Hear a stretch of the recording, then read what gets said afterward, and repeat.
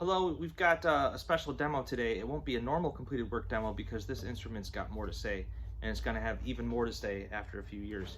This instrument I'm calling the Wayfinder, and it's going to spend the next 2 or 3 years traveling the world, staying with old friends and new friends, and it's going to have its own little musical life and adventures. And it's really long-term going to be a long-term art project.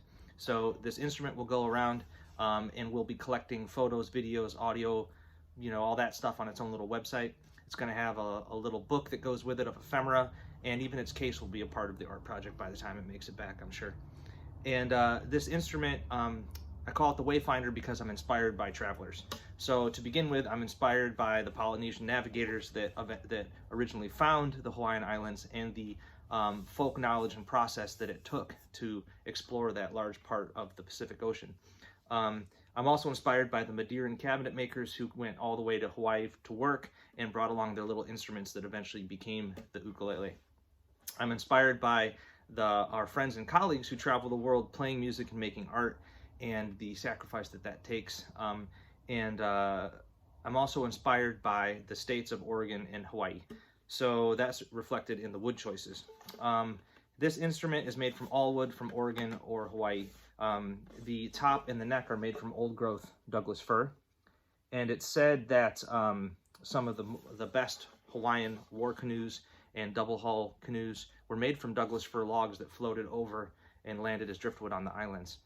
And I find it interesting that they prized a wood that we have that's common here, right?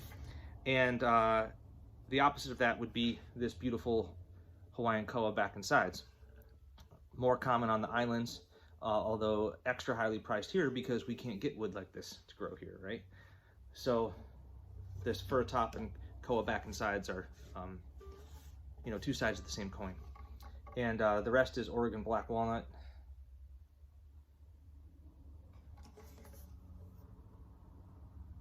And I chose the rope binding in the fir top as well because a lot of the original 1880s, 1890s instruments included details like that.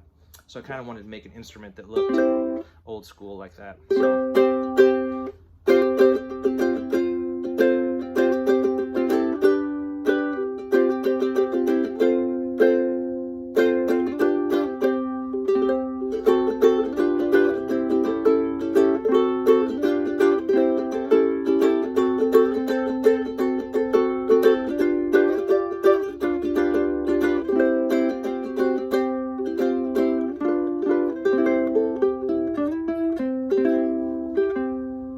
So yeah, I'm excited to get the Wayfinder out in the world and see what kind of trouble it gets up to. And I'm looking forward to learning about its adventures. It's going to Southern California first to our friends Daniel and Heidi. And stay tuned to see videos and photos and all that stuff. And it's going to have its own page on the Beansprout website as well, thebeansprout.com. So go over there and see what this guy's up to. Cheers.